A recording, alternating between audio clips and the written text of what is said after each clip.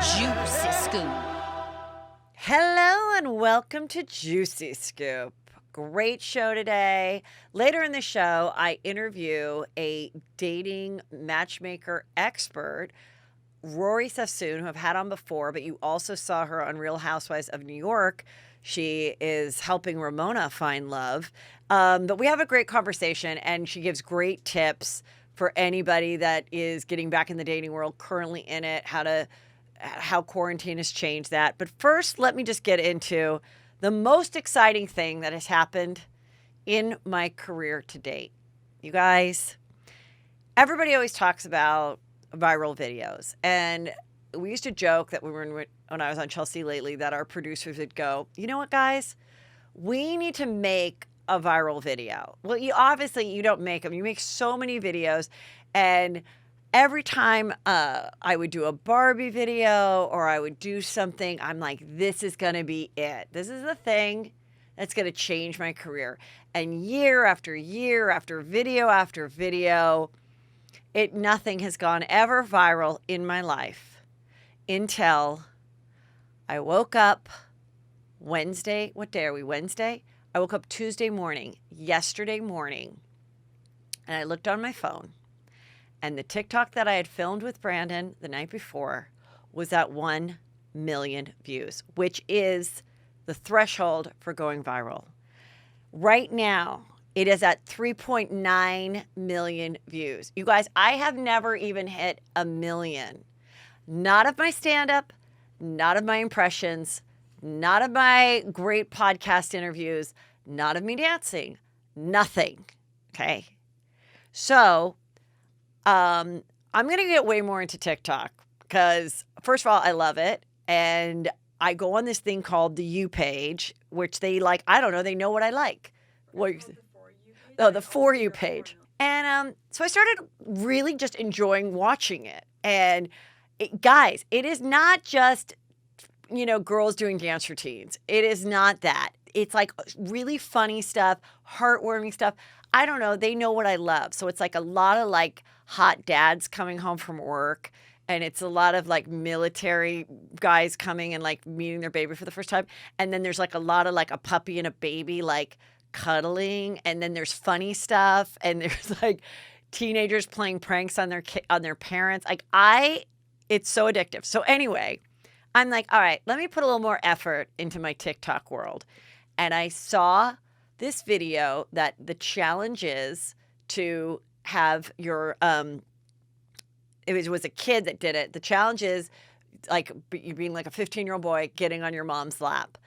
So Brandon did it and Peter filmed it. And then I said, Brandon, can you help me post it? And we're at 4 million right now. And this is the other most exciting thing that's ever happened. There are TikTok videos of mine where people are like using my voice and making their own TikTok. Kelly just showed me that today. I had to go change my underwear. I am not kidding you. Like, I've done books. I have done stand-up specials, which, oh, by the way, that's coming up soon. I have a big announcement in a couple weeks.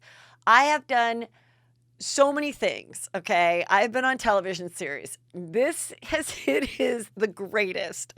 Anyway, so it's at Heather McDonald on TikTok, and I'm going to be doing a lot more there, and just check it out.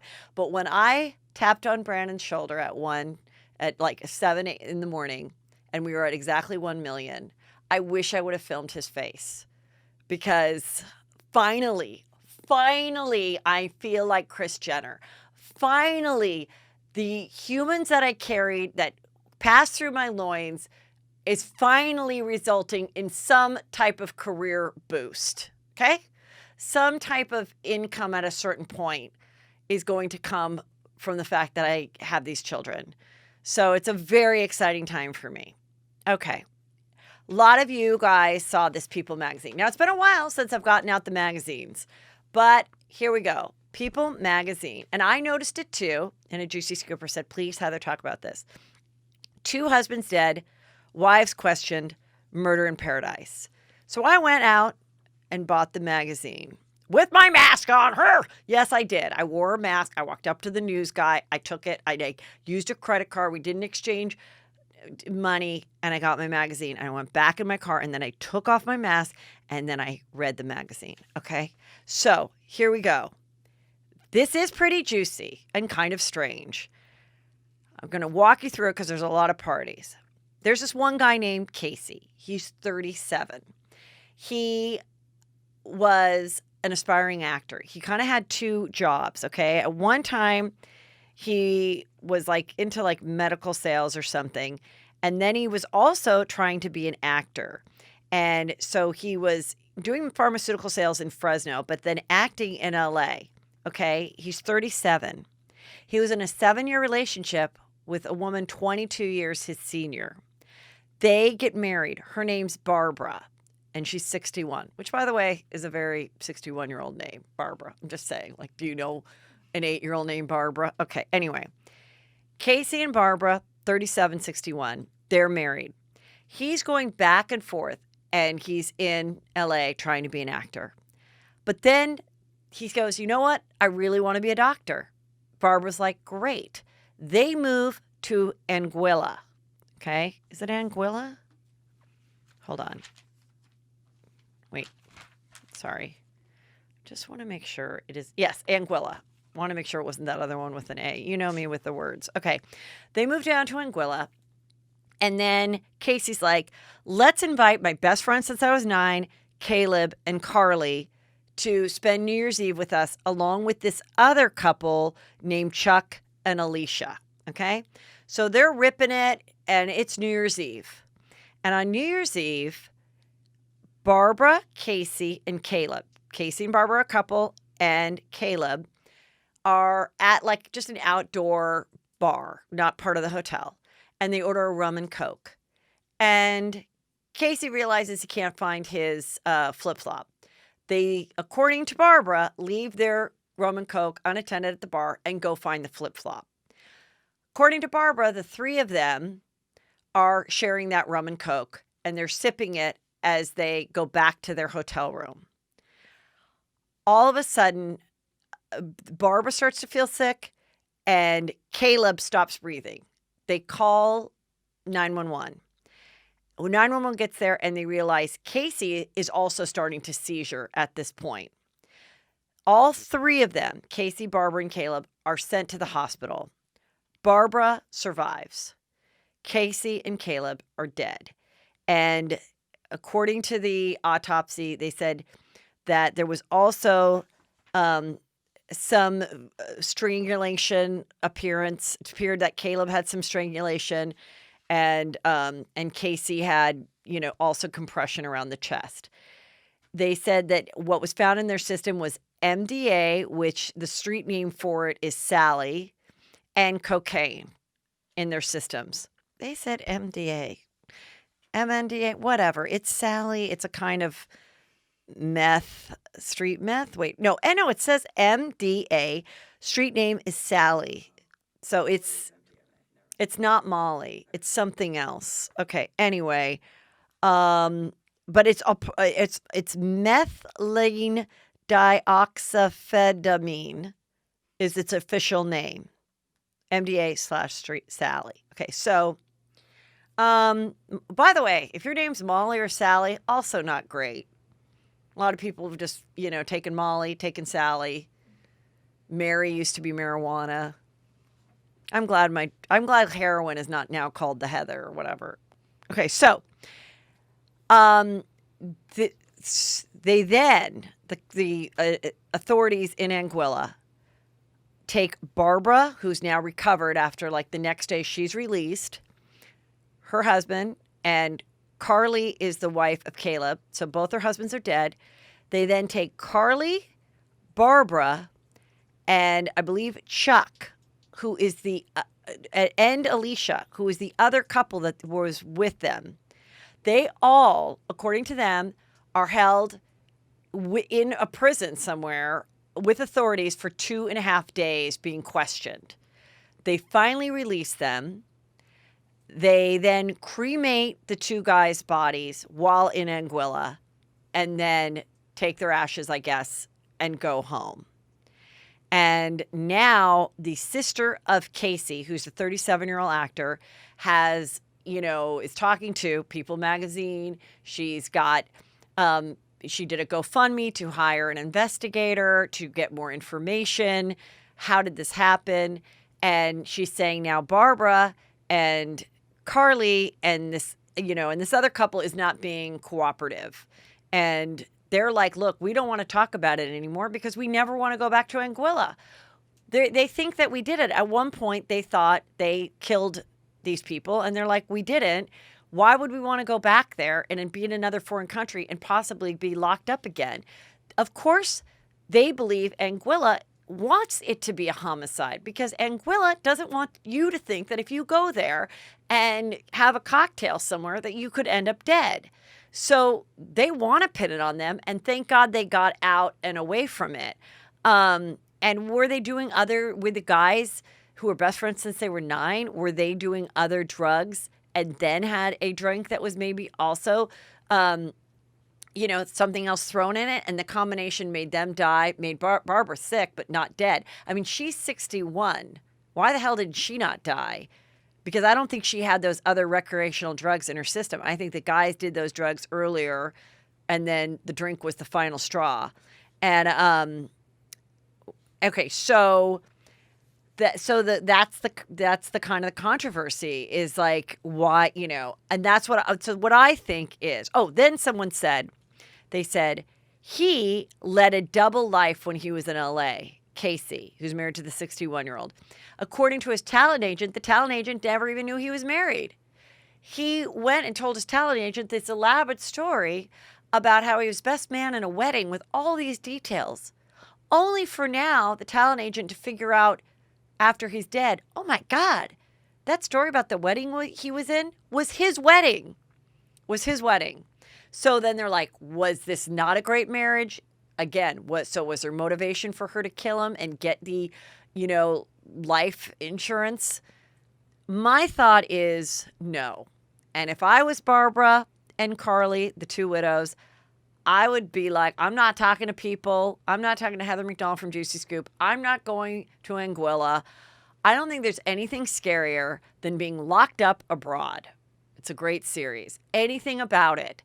You are so fucked if you get arrested in another country. You really are.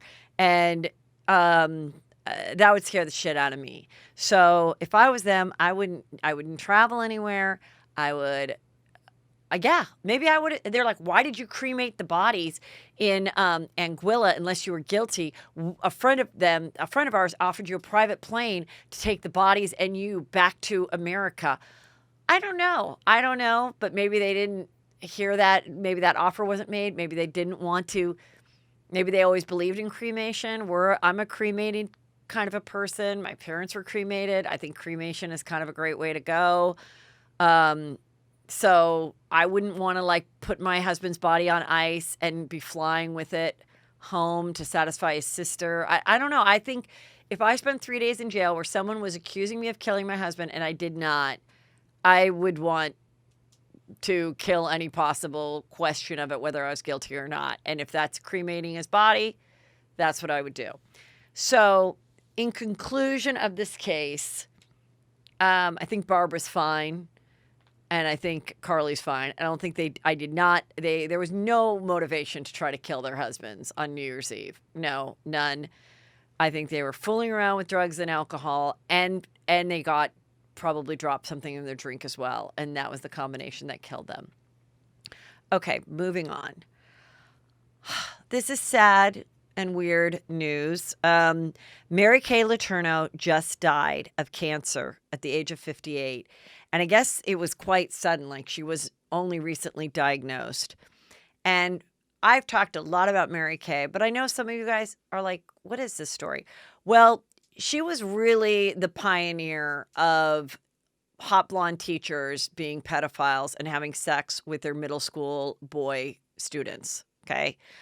Not until she came onto the scene had anyone ever heard of this happening in history. Now it happens 10 cases a year.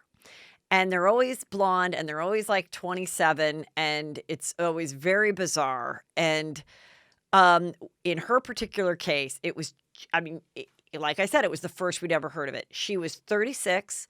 She was married with 4 kids. And this kid was in her 6th grade class. And his name was Villa Fiao. I always say his name wrong. But anyway, she thought he could draw really well. And one night when he was spending the night at her house as her son's friend, they had sex. And then it continued on. And eventually, I can't remember how they found out, but they found out. The husband found out. All the siblings, her kids found out. And she was looking at the judge, a female judge, and she was pregnant with Villa's baby, her 5th child. And she said, okay, you know, you've done your time, which was only a few months, but I'm going to release you so you can care for your child.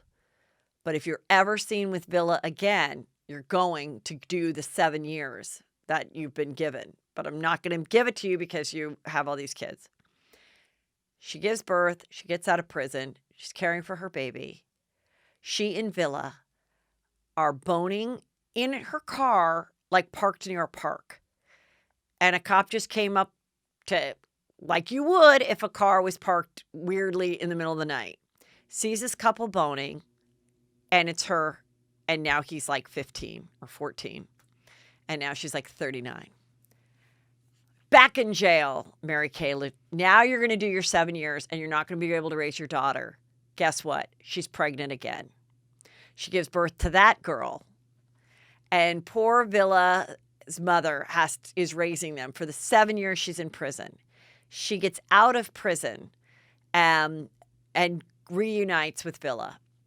They eventually get married. They do it on TV. They make some money in interviews and articles. Age is just a number. Now he is 18. I think he was like 24 or something when they got married. So the girls were like, now the little girls are like 8 and 10. And he's a tattoo artist. They live in Seattle. Sometimes they do like, I'm hot for teacher night. He's a DJ. So people can go to that. And they can bowl and listen to him DJ. And she's there. And she wears a little school outfit. She wears a school outfit. She's still looking good. She's mid-40s, whatever. Last interview I saw, the girls were like 18 and 17, the daughters now.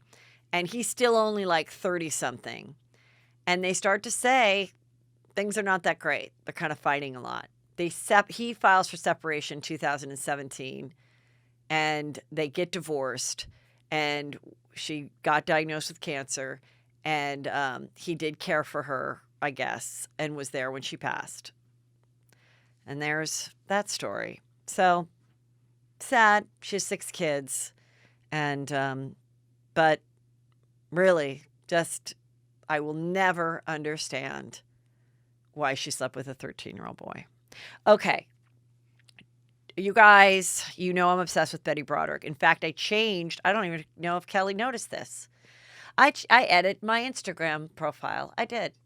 And I called myself a self-proclaimed Betty Broderick expert because I believe that I am. You guys know I have read about it. I listened to podcasts on it. I have gone deep dive in a private Facebook group one night. I was up for 4 hours finding out information that I still have yet to hear some of it. That Dan, okay, you guys know Betty Broderick killed her husband Dan and his wife, okay, in 1989, November 5th, 1989. And she's still in jail doing it. I've talked about the greatest made-for-TV movie ever, which is this story, but it was on Lifetime in the early 90s, and it was played by Meredith Baxter Birney. And this version is very different. And Amanda Peet said she was excited to do it because she was told, do not do an impression of Betty Broderick, what you think she is, because there's definitely interviews of the real Betty Broderick. The real Betty Broderick was on Oprah. She's done many interviews during this new recent media hype of the Betty Broderick story. It appears she and her 4 children, her 4 adult children, they do not want any part of it. They don't want to be interviewed. They don't want to talk about it. But in the past, she has. And I was like, Amanda Peet, I don't know. because I'm a shallow person and Amanda Pete has brown hair. And I was like, I don't. Anyway, I love her interpretation of the role. She will absolutely, both of them, I think, Christian Slater as Dan Broderick, be nominated for Emmys. I think it's done really well. But it's definitely a more sympathetic version of it. Sympathy much more towards Betty than the version which you can see on YouTube with Meredith Baxter Birney. They get much more into the legal FU that Dan Broderick, who was an attorney in San Diego, did to Betty. And that is very interesting. So we're on episode 5. It was last night. This is where she shoots them. And, it's interesting, like, what they chose to share and what they didn't. The most dramatic parts in the old Lifetime movie version with Meredith Baxter Birney was you saw Meredith Baxter Birney drive her big SUV kind of truck into the front of Dan's house, which then put her in a mental institute for a few days. And that was a lot of damage that then was put on her bill, which she had to pay back. They don't really make that clear. They show them in court, and the judge is like, so, Mrs. Broderick, you owe Dan Broderick $795. And I'm like, based on these sales, it's a lot of math, a lot of trickery, and she definitely was fucked in that respect. But I mean, that's a pretty big deal to drive a car through someone's house. And no matter how much you've broken your wife's heart, I mean, that's terrorism. Like, that's insane to be sitting in your house and having someone drive their car through it.